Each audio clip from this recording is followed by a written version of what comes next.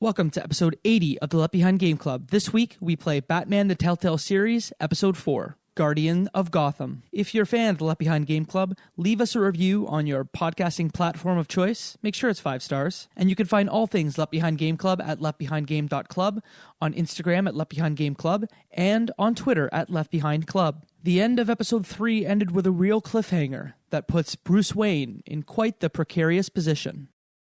I've been watching you for a while now, Bruce. And I can tell there's something darker in you.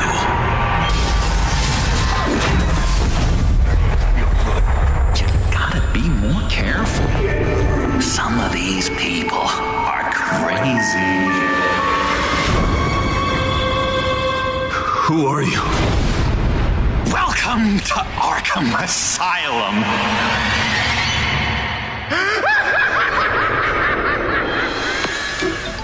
You're listening to the Left Behind Game Club.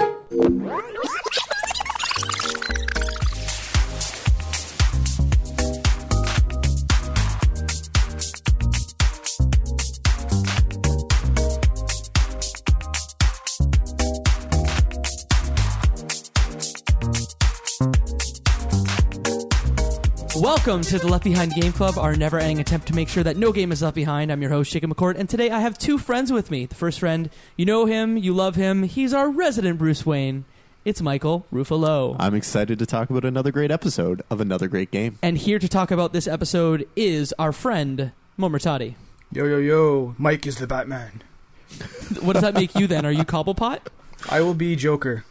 Joker. Ooh, speaking of Joker. Very timely. So, as we've said before, if you're picking this episode up and you haven't listened to the 3 episodes of this series beforehand, please stop this, start at episode 77, and then we're here for you when you're ready for it. But this is episode 4 of Batman the Telltale series.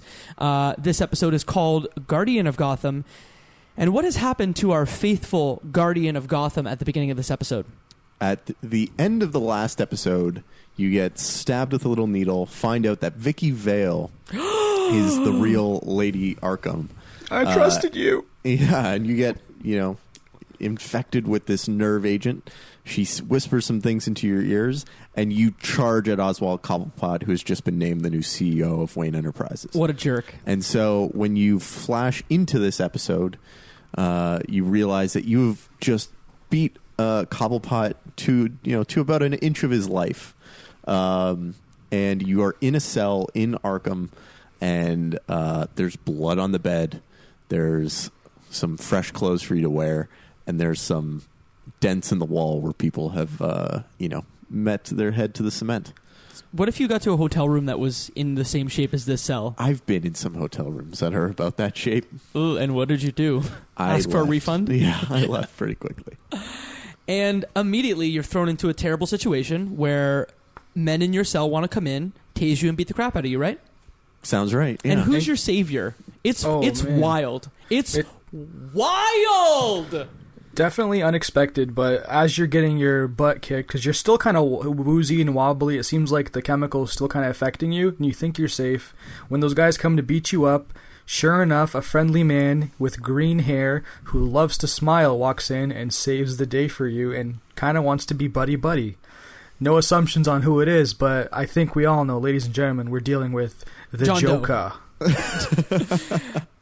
Wild. What a twist. Man. I had no clue this was coming. Me neither. Also, I love the idea of Batman and Joker not having met yet. Mm-hmm. That Batman didn't know who the Joker was. I also love the backstory that they set up for the Joker here. Like, as much as he is a pure enigma, they give you, like, little tidbits. And this is one of my favorite, I think, of all time, like, renditions of the Joker. No, Enigma is someone else. Yeah, that's Batman humor. Yeah, I get That's it. the Riddler. I got you. That's the Riddler.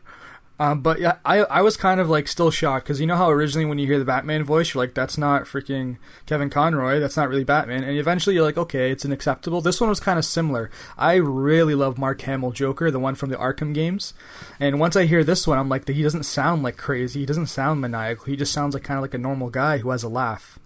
I don't know, but I've kind of come around on Batman's voice because I'm imagining him as like, he's actually Bruce Wayne. He's yes. not he's not Batman. So I've almost come around on the voice actor and the voice acting. I have seen at this point, I'm really happy with that voice actor. He is like a good Batman. He presents him really well. He's firm. He's a good Batman for sure. He didn't destroy it, but I still had that hesitancy with Joker. It's Troy Baker, right? Yes. Yeah. What's he done? I can tell, right? Troy Baker does pretty much everything under the sun. He's Mr. Video Games. What's like one thing that maybe I would know, or like some other people might know that he might have been in The Last of Us? He plays Joel. He's every voice. He's in Uncharted 4. He's a very prominent character in Uncharted 4. No spoilers. He's the bad guy in Far Cry 4. I could literally keep going. His resume is unbelievable. Okay, so he's in mainstream games. Everyone, like, if you probably heard him and don't know who he is, just like me, pretty much. Yes. Troy Baker is the number one most acting voice actor in games. Gotcha. I have no doubt. Cool. Yeah, he's that guy. So you get saved by John Doe, who is in very good fortunes or like good standing with the staff at Arkham. They bring you down a hall into a common room, and they just kind of say like, "Hey, Bruce, like you go chill. John Doe will show you the ropes." And that's when you get introduced to even more characters that are part of the Batman universe: Victor Zsasz, yes, and Arthur Wesker, yes, who's the ventriloquist. Right? Is Wesker the Mad Hatter? No, I thought he was the ventriloquist. Oh, okay, who's like a more minor villain, but is in the animated series. Gotcha. Yeah.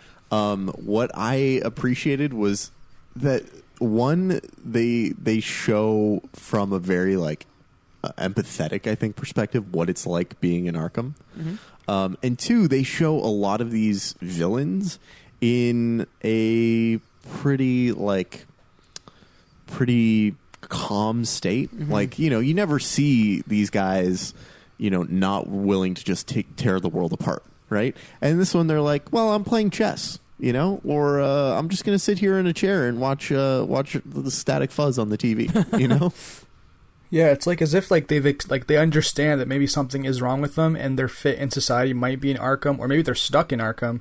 So they're just like playing their games. They're kind of moving along with their day. Like they're trapped, but they're almost at peace with now they don't have to kind of go through the chaos of their outside world. AKA with Zsasz, he's a villain pretty much who has scars all over his arms, which symbolize the number of people he's killed. And he's just sitting there playing a game, minding his own business, and it takes Joker starting up a little bit of a commotion to kind of get him to go back to being his like dangerous self. But I mean, that's before that John Doe hands you a key, and like in pure adventure game fashion, it's brilliant. In pure adventure game fashion, you're like, I'm going to try this on everything, and John Doe's like, that key means nothing. And I love that. Okay. What did you guys try it on? Everything. I tried it on everything except for the door. Same here. I tried it on everything I could. The chest, the cabinet. I tried talking to the nurse in the nurse's station. I talked to every single person except the big blue guy that you beat up previously. I tried it everywhere except the gate to the front door, because I figured once you try that, you're like committing to something. There's no going back. Yeah, it doesn't work. So there you go. One thing I wanted to bring up was I really loved how they did the whole John Doe thing, because like there really is no actual like origin to the Joker. He's just like a mysterious person, no identity kind of thing. And when he saves you from that little brawl, I think one of the things you ask is like what's your name? And he kind of just laughs, and the nurse kind of tells you, oh, he doesn't tell anyone his name. So right now we named him John Doe, and everyone's just okay with this, like no identification or nothing. We just have some random person with no history at Arkham. And when you get into the common room with the TV and, the people just hanging out, you go up to each person and you start asking them. And one of the common prompts that it gives you to ask each person is, what can you tell me about, quote unquote, John? What can you tell me about the guy I walked in here with? And you find out more and more as you go. But I think the biggest things that they tell you are, one, this guy is extremely dangerous. Two, he's like a tornado, right? He's just incredibly unpredictable. He's volatile. Yeah. You just don't know what's going to happen when you're around him. And three, that there's no record of him ever checking in, and there's no record of him anywhere. He just kind of showed up, and he's here, and he's existing, which I think fits in so well into the what you know about Joker, which is that he basically gets in and out of Arkham whenever he wants. He's the king of Arkham. I still kind of handled it as if he was still fresh. Like, he is obviously crazy Joker, but I didn't ask anyone for information. I was almost like scared that because he's sitting right there, is he gonna pop up and be like, if you really want to know something, and like maybe it could spark something up. He was very friendly, and at that point I'm like, okay, as I know with Batman and Joker, they have almost like a super rivalry, and I didn't want it to go sour right away because I might need his help in some way to get out of this situation. Okay. That leads to the very first important decision. And things get real sour immediately after this decision. Woo. Yeah, so the decision on Xbox was a 50-50 decision. Sorry, 49.5 and 50.5. And the decision is whether or not you give Joker a favor in return for his help to get out of Arkham. Because what you know is that if you can get to a phone, you can call your lawyers or you can call someone and you can get out of here. But phones are only for staff members. And so the Joker says, well, Bruce, I can help you out here. I can make it so that way you can get to the phone. Don't you worry. Let me deal with that. But the only thing I ask is that when I get out of here, not an if, but because I will get out of here. Because I will get out. You owe me one favor. And when he says that one favor, the camera zooms in, and it gives that vertigo sense. That was an unsettling moment. I was like, I will never give the Joker a favor. Like I would rather do anything but. So the Joker decides to cut Zsasz on the face, make him realize that his cuts are uneven, and that he needs to rectify this by taking a life. And the Joker hands Zsasz a knife, like a blade. And Zsasz starts stabbing people. They go to town, and there's a huge distraction. Well, there's actually a thing with that. What happened was when he sliced him the one time, Zsasz realized he has one extra slice, and he didn't kill anyone yet. So his severe OCD is like, I have to stab the first person near me and kill them. That way, every single mark on my body represents a murder. So that's the biggest thing. That's why Joker kind of sliced him, because he wanted to add one extra mark that doesn't have a death behind it. So that's what kind of triggered him. What did you guys do in this case? So your options are to help break up the fight or run out of the gate to the phone and dial someone. I ran to the phone. Yeah. I'm like, oh, fuck it. I'm not going to take a favor from him. I'm not going to ask him for a favor. But if the opportunity presents itself, I'm going to take advantage of it. Same. I ran to the phone. Yeah, I ran to the phone. What did you guys do did you deny the favor from Joker? This is the first actual decision. Yeah, I denied the favor. What did you do? I denied the favor, but I actually used the I'm not going to say anything prompt. Ooh. Same. I did the same thing. I just sat there because I didn't want to pick one or the other because I really needed his help to get out of there. So that's what I figured. I thought he would be so volatile that he'd be like, Bruce, you won't answer now. You can answer later. And that really meant I'm denying you this favor. So I think all three of us denied him the favor. Did you go for the phone, Mo? Yeah, I went for the phone right away. I kind of paused for a second, and I was like, yeah, you know what? This is the time to do it. What's worst that can happen? I'm stuck here forever anyway. All right, this is my chance. Who'd you call? Oh, here we go. The two options to call are either your lawyers or Officer Gordon. I called Gordon. And I think I made a mistake in the moment. But my initial reasoning was, well, one, this prompt is too fast, and I feel like I just need to make a decision now. But the thing that went through my head is lawyers take a lot of time to get stuff done because their incentive is to bill as many hours as possible, not to get things done quickly. And I thought, if I can talk to Gordon, Gordon will realize there's a mistake here. I don't know what Bruce is going to say, but he's going to do something. Yeah, whereas for me, I knew that Gordon from a past episode owed me a favor. You guys laughed at me. So I figured he'd scratch my back after I scratched his. Yeah, mine was kind of similar, but my thought process was, Gordon knows about Montoya and how she was taken over and helped her out, even though she killed Carmine Falcone.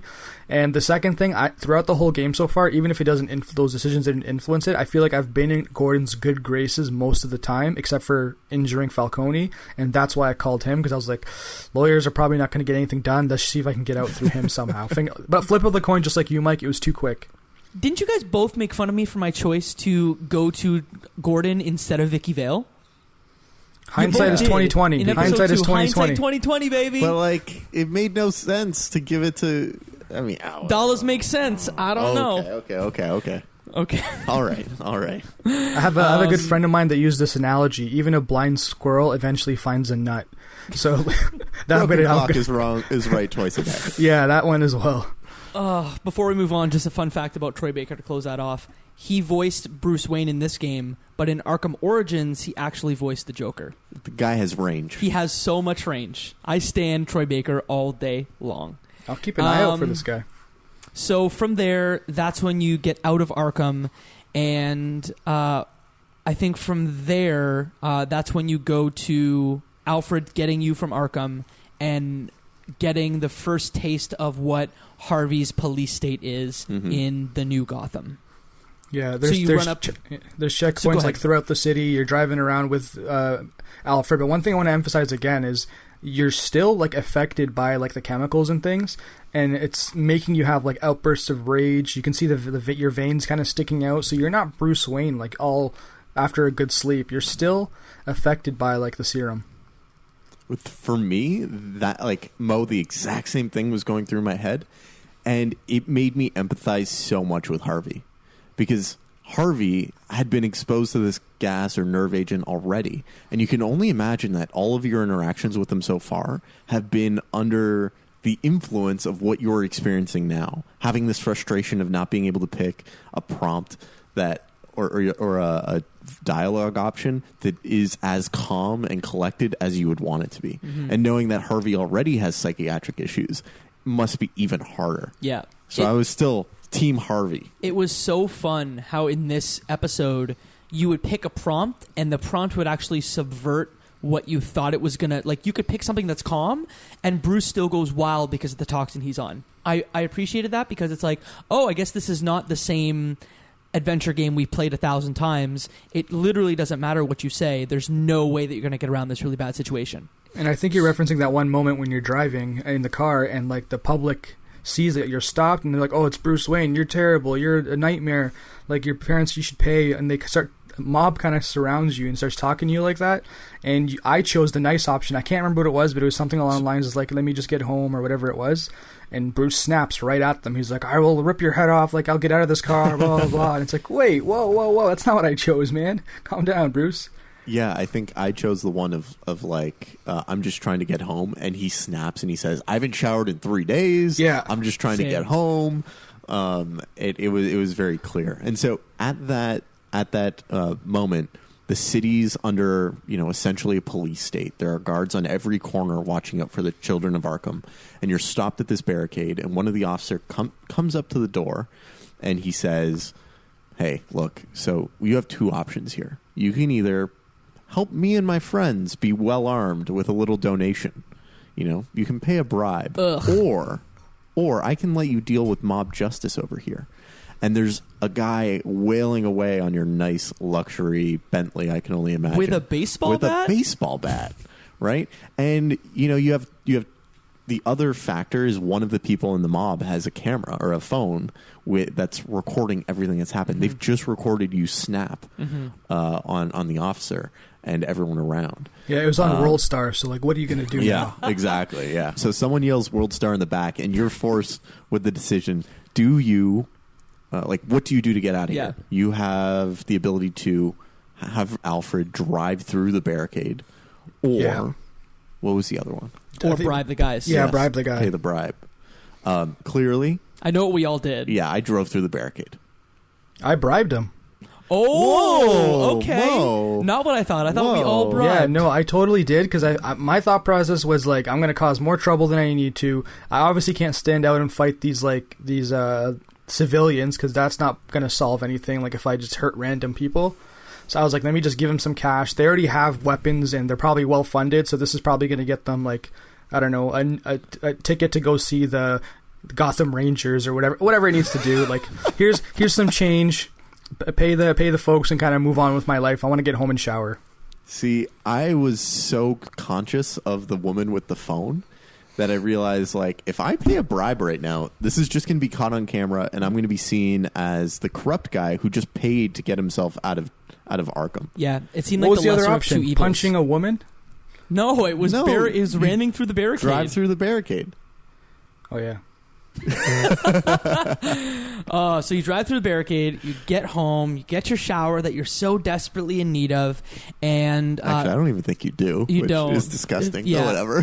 You go in the basement. You could barely walk. You go to the Batcave, figure out your DNA is problematic. You figure out a way to Which fix I like it. that section. Yeah. I like the little, it was simple, but it was a nice little matching puzzle thing. Mm-hmm. And then once you figure out your DNA and get it fixed, and those black veins go away, you try to get back onto the case of Lady Arkham by going to her parents' home. Correct? Yeah, because you Joker realize- gives you that tip off. He says, like, go to, if you want to know where to go to the Vales, and that's where you'll find it. So I guess the assumption is go to Vicky Vale's parents' house, and that's why he gets that tip off once he's all vaccinated, I guess, from the chemicals.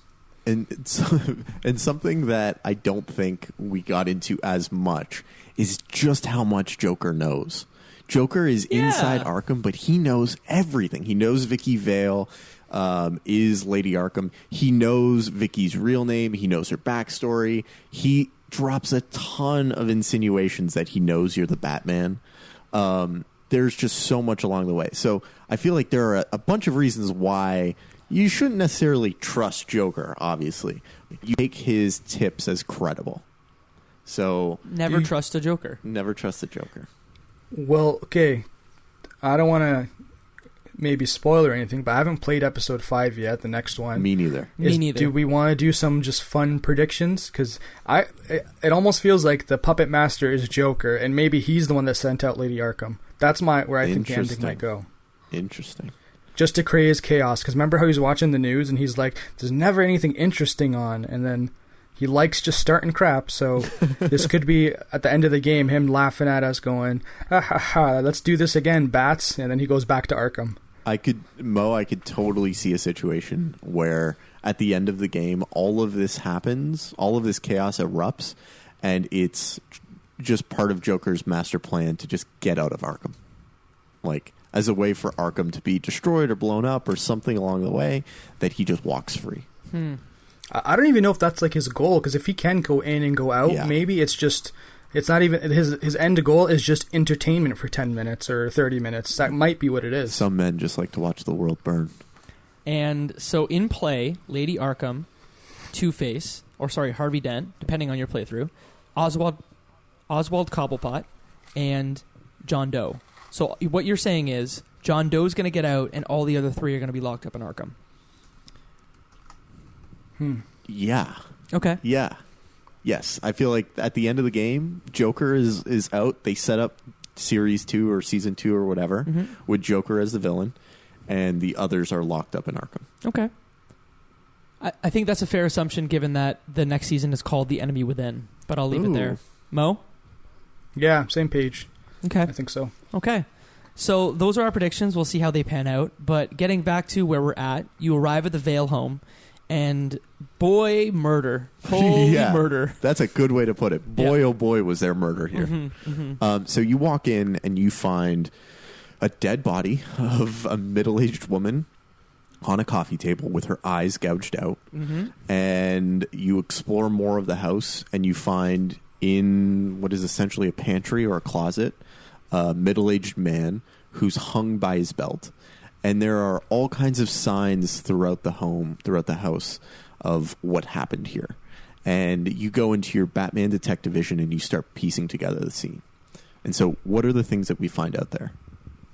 We find out that first, that this was a very personal thing for Vicky because the eyes were gouged out, but she injected her adopted mother with a large dosage of the toxin and then gouged her eyes out.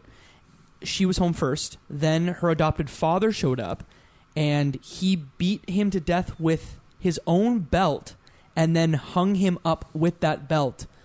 But also there's another child in the home. Yes. And we find this out by looking at a photo on essentially the mantle.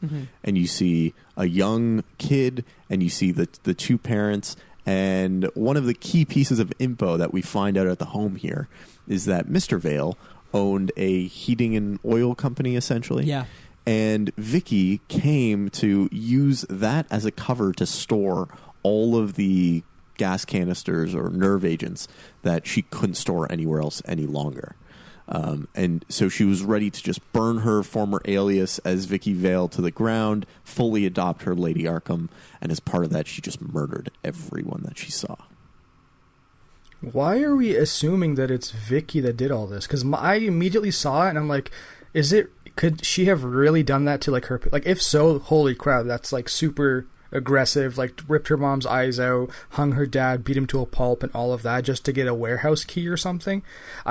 They kept saying Vicky, but it was just an assumption as soon as Batman walked in. He even said, that looks super personal, blah, blah, blah. It could be someone made it look personal, you know what I mean? My out of the blue guess is maybe it was Cobblepot or even Joker that did that and led him there to go kind of see what's going on. Just a random idea. Because, like, there was no real, like, there's no footprints of hers. There's no, she's just gone. No, she's there's hair. There was hair inside of the home. Yeah, was it? But we don't know if it was Vicky's hair. Mo, did we land on the moon? You're sounding like a flat earther right now. How? Just so it's the hair itself could maybe have been planted. Like, it seems maybe. I'm not fully convinced just because Bruce showed up and, like, just saw that they were murdered, and because Joker told you, like, no, Vicky you or scan to go the there. hair and realize it's Vicky Vale's hair. Oh, is that? Did you actually scan the hair? I think he has super DNA gloves, doesn't he? He's like, look at my DNA gloves, Vicky Vale's. Okay. Okay, then if so, then I missed that. I missed that one because I thought he just scanned the hair and said someone's hair was cut. But it might have been optional. Maybe. Mo, I don't remember either way whether you get, like, 100% confirmation, but I feel like all pieces of evidence lead towards believing it's Vicky. So I understand a position of saying, like, hey, it could just be a plant, and all of this evidence was laid out in a way for us to make us think it was Vicky. Did we land on the moon? But who knows? But it was videotape. Go ahead, sorry. But I do believe that, our best assumption here is that it was Vicky. Like, the story makes sense. Mm-hmm. So, I'm willing to go along with that. All things considered, we're pretty sure it's not Cobblepot based on the drone that he sends into the window after, a little bit later into that sequence. But what you see is, there's a little boy in the photo. We know everyone else here is dead and have just heard a sound. So you have to look around the house for a heat signature, and you find him hidden in a panel. Mm-hmm. And you open the panel and you find there's Harry Potter. Yeah, a little boy living under the stairs. He's terrified. And so how did you guys play that out?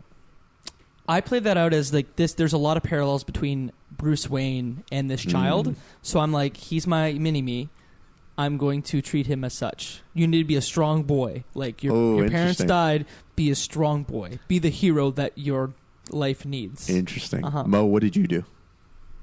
Let me just pull up my decisions because I do not even remember. While you're doing that, it wasn't, I think, a consequential decision that just changed how the game was played. But I think it says a lot about what type of Batman / Bruce Wayne you are. Mm-hmm. And so I played it extremely tenderly. And I'm like, this kid is just scared out of his mind. Yes. So I was like, everything's going to be okay. I'm sorry I scared you. I'm not going to hurt you. He didn't have the voice modulator on either. Right, exactly. Mm-hmm. Right? Really tender. Yeah. Little touches like this make the game like human. Technical issues aside, like, very good. Yo, there's so many technical issues. I don't remember at what point it was, but actually it was inside Arkham where the camera focus. Well, one, the focus has been horrible throughout this game, but two, the camera went inside Bruce's head. So all you see is, well, for me it was like a good chunk, and all you see is a fully modeled interior of his mouth, and the rest of his head is empty. Mm-hmm. It was a disconcerting moment. And there was focus problems, and then even beyond that, like, in Arkham, at one point the scene did a real, like, WWE camera cut thing where in 10 seconds it cut to different angles the whole time. I was like, what is going on here? Yeah, with me, I think I went up, like, I clicked on an interaction to go talk to the guy who's walking around the pillar, and before I got to the location, that person's character walked directly through me as if I was invisible.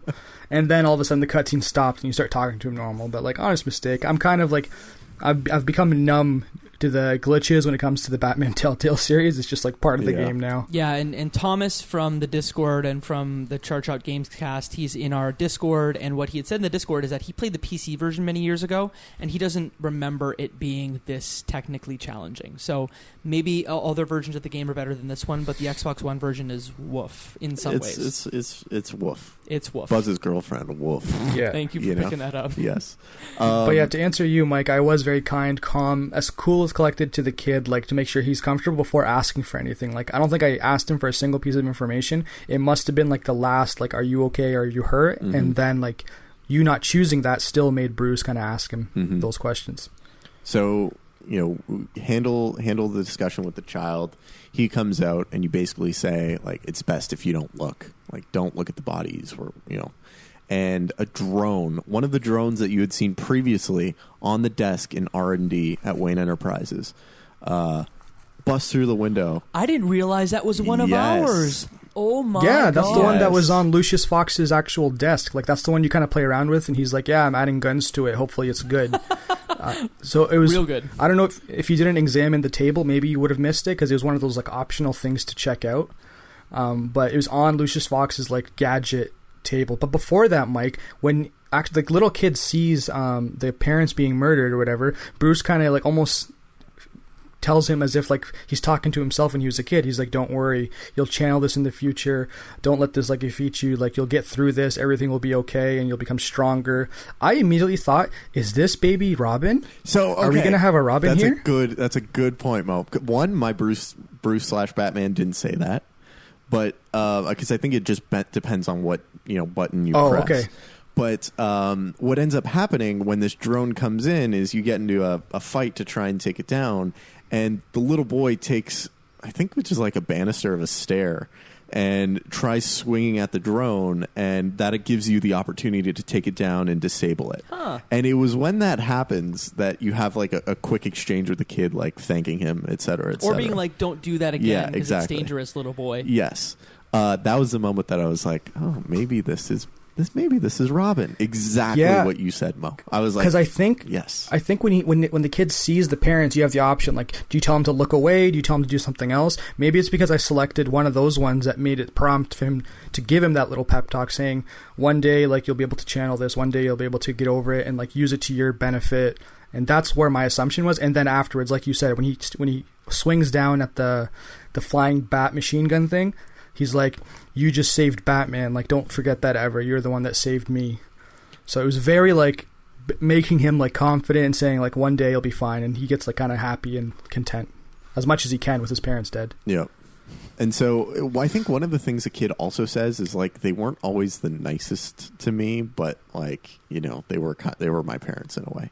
Which also made me, like, lend credence to the idea that when Vicky, like, gouged her mom's eyes out, that was, a very personal thing, right? I could see her having not the best childhood, to say the least, if you become Lady Arkham.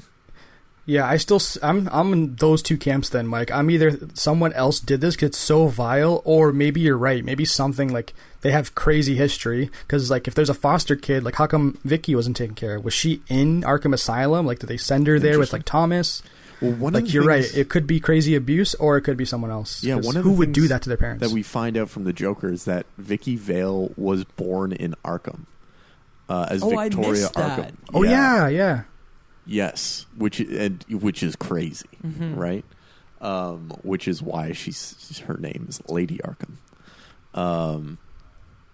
I wish you guys could see my face right now. The gears are turning hard. There's a lot that you find out, but once you take down this drone, Officer Gordon comes in, or Lieutenant Gordon, whatever his rank is right now. All we know is he's not yet Commissioner Gordon. Because the commissioner walks in and he's like, I'm taking over this investigation. You're like, who are you? Why? I don't know you. You aren't my mom. Yeah. Get out of here. Yeah, but he takes over. Yeah. And so you do a quick, like, give Gordon the rundown of what happens. You give him the info. And for me, this was a moment of, like, whoa, the relationship is now at a point where you're just, like, sharing all the info you have. Because, I don't know. Like, you're boys now. Yeah, you're boys. Because I still kind of would have been the guy who's like, I'm going to solve this myself. As Gordon. no, I'm going to solve this Batman. myself as Batman. You know, I'm not going to give Gordon all the info on what's happened, but I guess it's probably more in the character of Batman to share with Gordon. Yeah.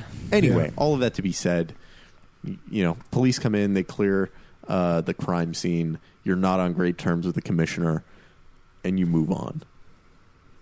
And what is the connective tissue between leaving the Vale's house and then going to visit the mayor? I remember. I think there's like when you tried to take down the original like flying machine gun bat thing, your little device that like was supposed to disable it didn't work. So you head back to your bat cave and you're kind of just examining it to see like why is it not behaving like I want. Like so you scan like you have the option to scan the EMP. It's like yeah it works great. The battery or whatever it works great. The communication to it works great, and then you find some rogue chip on there that's been overriding it, and that's when I think you contact Lucius and you're like, hey, something is hacking into this and then we don't know what it is, and then that's when they realize they're actually going to be aggressively trying to take over every piece of Batman equipment that you have. Wayne Enterprises. Yes. One, I really liked the sequence. I thought it was cool to like take apart the device schematically like in a 3D way and flipping it around. Two, I was so freaking angry at Lucius Fox. I was basically yelling, you had one job. You had one job really?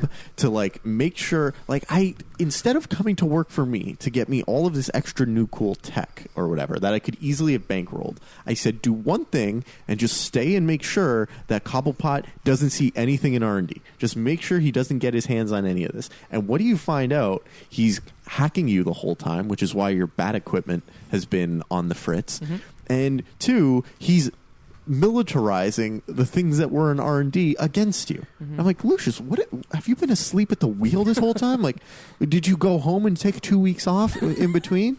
Like, what is the deal? Yeah, I had that thought, but my mindset was like the friend circle is getting smaller and smaller. I'm losing everything, my devices and all that with Lucius Fox. Like I told him like, you know what, like it's not your fault, but let's start attacking now and not be on the defensive all the time. Let's figure out what's going on and let's attack him where he is, and that's how I approached it, rather than saying you're crap and I don't want you on my team anymore. I did the exact same thing, Mo. It was like good management philosophy of like, you know, hey, instead of beating yourself up over this, let's figure out how we fix it. And also, like, I'd rather go on the offensive instead of always be on the defensive. But it didn't mean that the thing that wasn't going through my head, which is like, you had one job, man.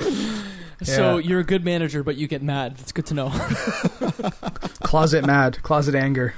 So you get a choice here with Harvey Dent to either approach him as Bruce Wayne or as Batman once you realize that everything's being hacked and like you just need to get to Harvey and everything. Maybe I'll be able to put some sense into him. No, the actual reason why you have that option to go talk to Harvey is because he goes on the news and says, like, I'm making an order to seize all of Wayne assets, including the house, and we're going to repossess them. He has 24 hours to give us his property and everything he owns. And that's why you're like, well, I have to go talk to this guy. You that's vindictive not happening. POS. I am constantly flabbergasted at what is believable in this world, and like maybe I'm like holding it to like too high of a standard, but the idea of like some mayor being able to say, by the way, like eminent domain, this house is now ours, and also somehow that being like net income or net revenue to the God, you're to such the a lawyer. You're instead such a lawyer. of like it suddenly costing them more money to maintain this historic mansion, like. What? Why are you being so practical? It's a video game. I don't know. But I think it's because they do a good job setting up like a semi-realistic world with realistic characters aside from the big blue guy. Mm-hmm. And like, you know, real motivations in a lot of cases. I think they tread the line, so you're treading the line as well. Yeah, it's just there's some really unbelievable stuff in here. And what are you, Bill Buffalino? You a lawyer over here? I rolled my eyes. I rolled my eyes a lot. How did you decide to approach the mayor? Can we say it on 3? Can we do how we did it on 3? I feel like wait. What are the options? What are the two options? It's approach as Batman. You go as Batman, go as Bruce Wayne. Yes. Right. So on 3. 1, 2, 3. Bruce Wayne. Batman. Sorry, Batman. Jacob doesn't Come know on, who Jacob. he is anymore. You created the rules of the game. You created them. I actually realized that I said on 3, but I have to say 3, so that's what my brain did. So we all approached as Batman, right? Yes. Yeah, because I think Alfred says I'm done with like Harvey Dent and you're done babying playing him. Mr. Nice Guy. Yeah. Yeah. Alfred Wait, says, so hey, just- maybe it'd be good if you went as a friend. And I was like, in my head, like, nope, this is a job for Batman. Harvey's off the deep end. I got to hold him over the edge of a building until I get what I want. Yeah, even from like the videotape when you're in Arkham of him like saying Bruce Wayne's like I sent him to Arkham, I'm like, man, all right, we're done. Like I'm not finding you. I'm not like done, if I fam. see you, we're gonna have to see what them fists do. Cause, yeah, like I was like that's it. And then at this point, I'm like I'm going with Batman. If there's any like punching option, I'm punching and punching and punching in the face. I Which also face? yeah, I felt it was kind of dangerous, which is why I didn't go as Bruce. I figured if I go as Batman, you know, like I can do some things if I need to. All I started to notice here, and it's something you said in episode 2, is that I didn't realize how broad-shouldered and large this man is. He's intimidating, much like Tommy Jones's Two-Face from one of the old Batman movies. Like he's a big boy that you wouldn't want to mess with. He's a linebacker. Yeah, like even in your like Batman suit, you're about the same size as him, which kind of says it all. Yeah. Like, he's a big guy. Big man. I just want to say in this part, the actor who does both personalities for Two-Face or for Harvey Dent, like I think that part was well written, well acted. Like it was very believable. Does a really good job. I think they also did a good job with the dialogue, making it seem like you weren't just going as Batman to protect Bruce. Like you were going there ultimately to help Harvey. Be like, hey, like this is not going to look good for you if you go after this guy. Like. I thought they did a pretty good job. I'm trying to help you, dude. Yeah, I'm trying to help you. You're not Mayor Hill, so don't act like it. And so in that interaction, you end up finding that he set up Gordon to take a fall, to basically get rid of Gordon. And Batman in this scenario is like, what the heck, dude? Like, Gordon He's is on our team, bro. Like, you're out here, like, taking shots at our own guys, man. We got to be going after the children of Arkham. And so you end up, I think, trying to find out where Gordon is to deal with it. And he tells you where he is, but before that, the thing that also kind of buries Harvey's like credibility and his ability to be mayor, like from the Batman point of view, is he says like, no, Bruce like was with Selina. He was with Selina. That's why I'm taking him down. It has no like political motivation, no corruption motivation. It's completely personal. With Harvey Dent, and that's when I was like, okay, it's over. Yeah. Like, you're not mayor anymore if I have any way to change that it's all about a lady. Very quickly, he escalates the entire situation by blowing up the building that he thinks Vicky Vale's trucks are being stored in. Yeah, it's like the gas company, right? Or something. So much collateral damage. Like a whole city block? Yeah. That's what one of the police reports goes and says, the whole block went down. This is way bigger than we thought. Mayor, like, what's going on? Like, why did we blow this up? That's when you get a really good moment where you get to kind of make Batman's philosophy clear. And at least my Batman said, like, you know, you killed all these innocent people. Yep. And, like, getting them at the cost of even one innocent life isn't worth it. Yep. Yeah, I had the same blurb. Same. And I'm like, no, I don't kill. I will put someone through rebar, but I will not kill them. Someone else will do the killing. They will never hold a gun straight ever. But break arms, rebar through the spine, but like they ain't gonna be dead. Yes. This is when the final kind of climax of the game happens, where you're being hacked, and you realize that either Two-Face is approaching Wayne Manor to really seize all the assets and blow the thing to the ground. And at the same time, Oswald Cobblepot is very actively hacking your equipment, and if you leave him, he will hack your equipment. So you're given a very binary choice here, which was very cool, I found, of either approaching Oswald Cobblepot at Wayne Enterprises to avoid all of your equipment being hacked, or going to Wayne Manor to defend yourself and Alfred from Two-Face Harvey Dent. Yes. So what did you guys do? I hope we all did something different. Okay. Should we say on the count of 3 where... Thank you for taking this for me. Yes. On the count of 3, I think we all did we go to thing. Wayne Manor or Wayne... Should we say Manor or Enterprises? Okay. I like that. Okay. I know we did, and I really hope we didn't. 1, 2, 3. Manor. Enterprises. Oh, okay, good. Okay. We have both experiences here. Okay. I was worried we were going to be all Manor, but... Okay. So, Jacob, explain why you went Manor. So I went Manor because I was like scorned by Harvey Dent. So I'm like, I'm taking this fella down with me if it's the last thing I do. I funded him. We were bros, and you're just gonna get me like this? Okay. Yeah. Okay. Mo, why did you go Enterprises? I had a couple things. The first one is like they made a message saying that like Cobblepot will be in your entire system by midnight if you're not there. So I'm like, okay, if I go to the manor, I might be able to save like the house or like Alfred or whatever it might be, but then everything in there is useless because I can't do anything anymore. I'm just a rich guy essentially. So that was my first. So truly thing like the utilitarian answer, right? Yeah, and then another thing too is like I needed to remove pawns from the table. So I was like, I have to go, like, if Cobblepot's there and he's hacking my stuff, my assumption is if you are Batman, you have to have some kind of defensive measures at your home. There has to be some kind of way to hide things. So there is some kind of resistance there. So if he goes there and, like, steals things, I doubt he'll be able to have access. Like, Alfred's probably secure himself. I can send him a warning. But the biggest thing is, like, I can't lose all of my equipment because the equipment are Batman. Let's be honest. Okay. So... Why did you pick Manor? Yes. So I picked Manor for a couple of reasons. One, I was already burned from feeling that Lucius didn't protect everything at Wayne Enterprises. So I was like, well, there's a whole lot worse that can happen if Harvey takes over Wayne Manor and finds the Batcave. Your logic seems flawed, though. Why? If Lucius is bad at defending Wayne Enterprises, wouldn't you go to Wayne Enterprises first? No. And be like, Lucius sucks. I need to jump in here. Because we already know that Cobblepot has access to everything in Wayne Enterprises. Oh, so you're like, it's lost. That's pretty much a loss, okay. Right? He's already hacked into my fish. Like, you know, like it's a lost cause. It's a lost cause. But if Harvey goes to Wayne Manor and he finds the Batcave, well, the jig's up. Like, he'll know. And I also have Alfred there, and like, you know, I care about Alfred. Oh, you're protecting your identity from Harvey Dent. Yes.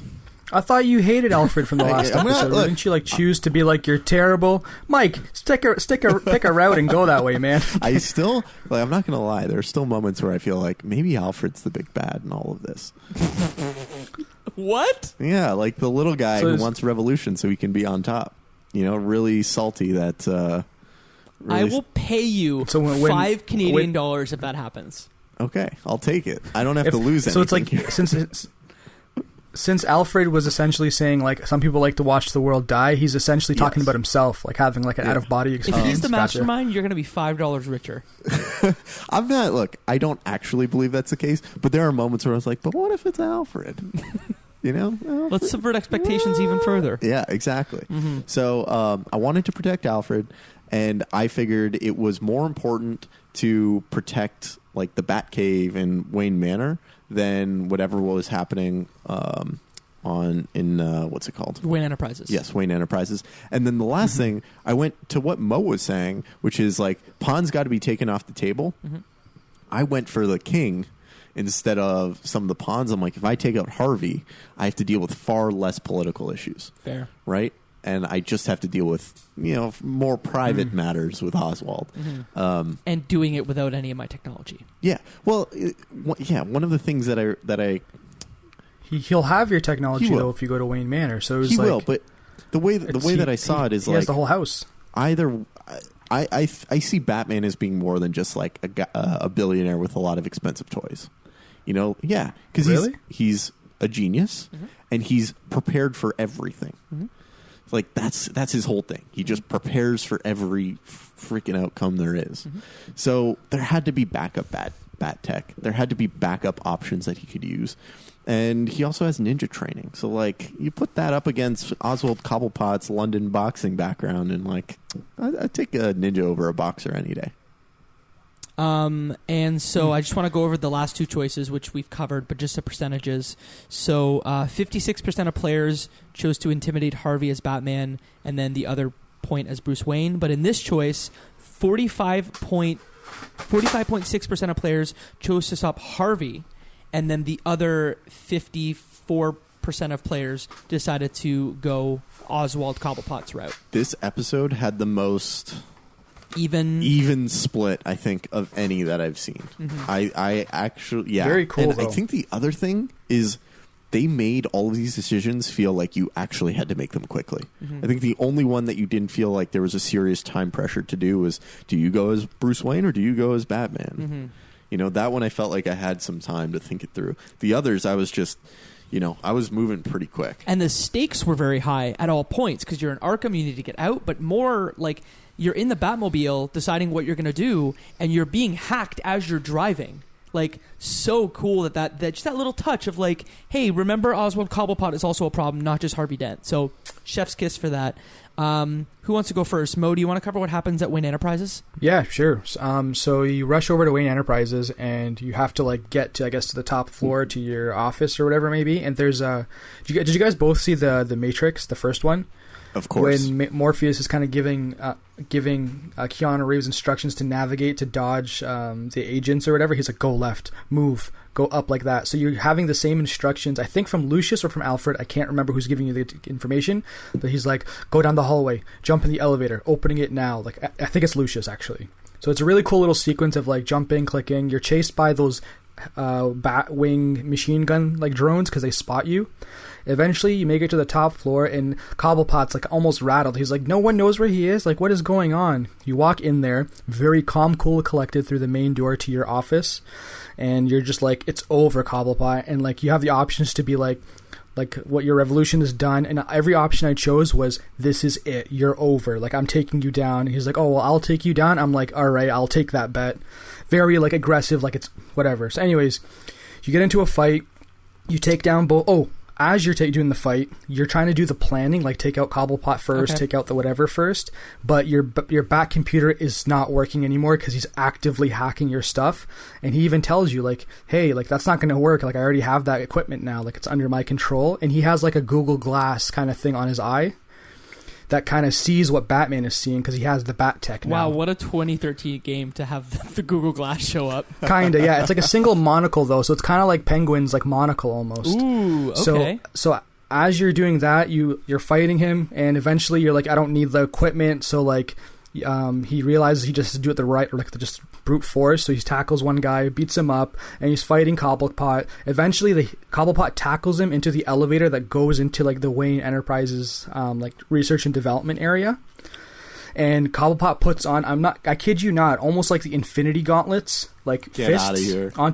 onto his hand, and now he has powers where Bruce Wayne is just using his strength or whatever. And he's like, oh, so this is what it feels like to be Batman. And you're going fist to fist, like you're getting your face punched in like 4 or 5 times, but you're also kind of giving it back to Cobblepot. Eventually you kind of finesse it in a way where you're able to like destroy one gauntlet by like ripping it off or something and smashing it, and then you pick up a wrench, smash him in the face and all of that.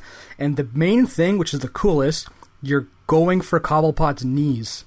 You immobilize him, you're pretty much taking it off. Once the gauntlets are removed, you've pretty much destroyed, because there's like cracking noises and like whipping noises onto his knees. Cobblepot can't move, he's on the ground, and I'm like, oh my god, he's making him the Penguin, because he's going to have a limp forever. Like he's not going to be able to walk, he's going to be waddling all the time. Oh no!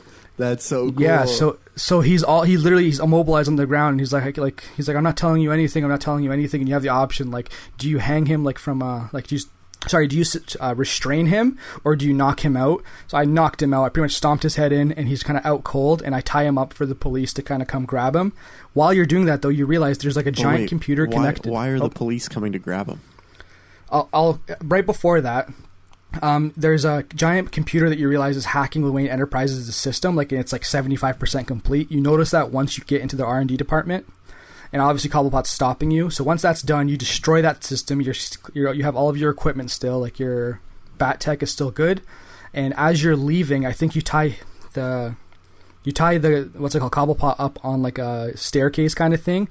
And they show us cutscene where like the police are showing up to the building, because obviously there's a commotion, there's fights, there's explosions, and they find him all tied up. So they come to like arrest him, I guess, or something. And that's where it cutscenes to Harvey. Harvey's just staring at your house as it's burning. Whoa! Wow, that is a binary choice. Yeah, and then he's like, "What?" I think he's like, "What do we do? Like, what do we tell the media?" And he's like, "Oh, just tell him that Bruce Wayne did it or something. Like he's hiding something or whatever it may be. So he's just burning your house, and the episode's over." Wow. Okay, so for context, Jacob, do you want to explain what happens at the Manor? Yeah, so if you decide to take the Manor route, you arrive at the Manor, and first you throw out your drone to try and like get a good view on the scenario. But how it happens is Harvey Dent has knocked in the front door, and Alfred has this old school rifle where he's trying to defend your house with this rifle, surrounded by a bunch of his cronies. Batman enters the house, throws his drone, but realizes very quickly that his drone is not working at all because it's being hacked. It's being hacked as you're in the Manor, and you basically go I guess I have to do this myself. So you start to beat up all the guys around you.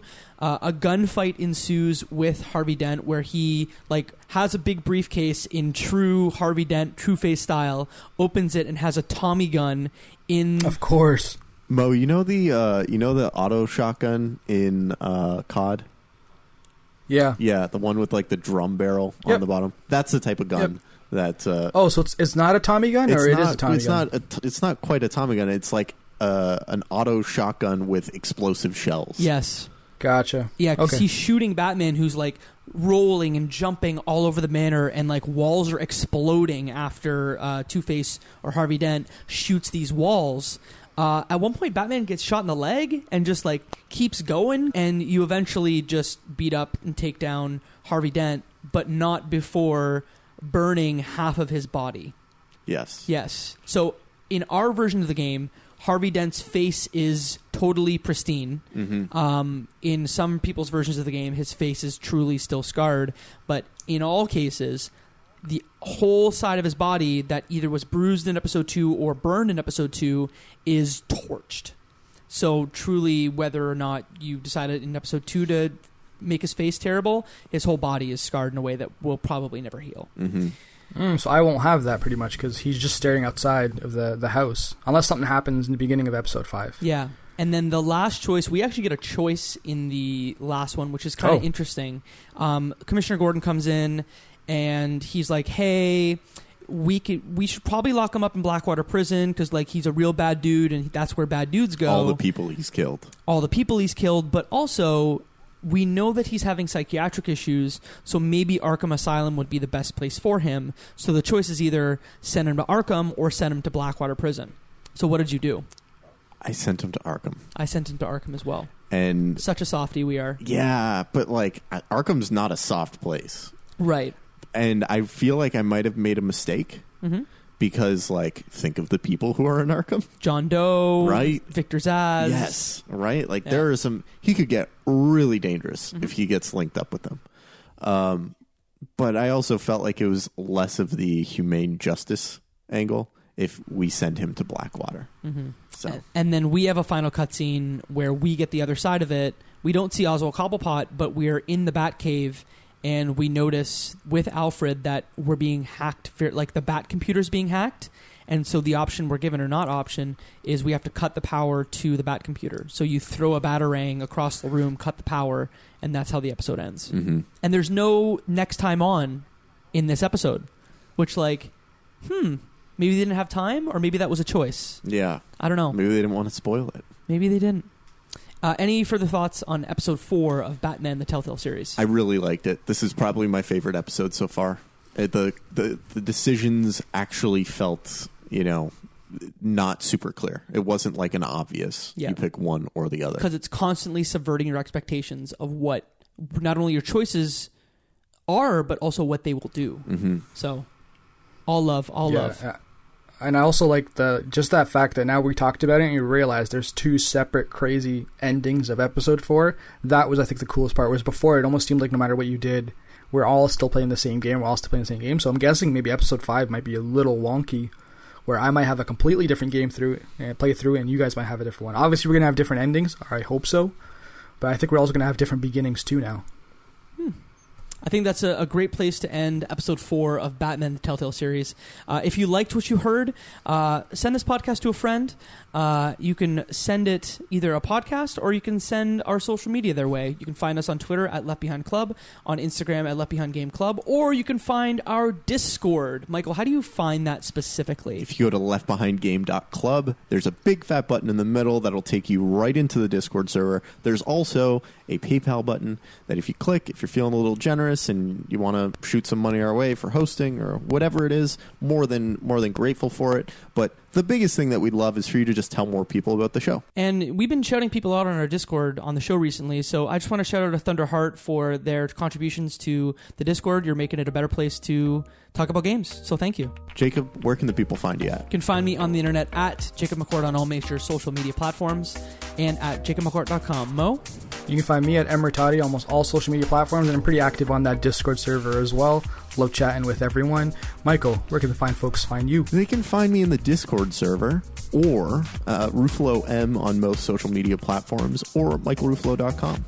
And you're streaming these episodes mostly on Twitch, right? Yes, I streamed this one. I didn't, put a notice out ahead of time, but if you go to Ruffalo M on Twitch, you'll be able to see all the past episodes that I've played through and see my actions live and in the moment.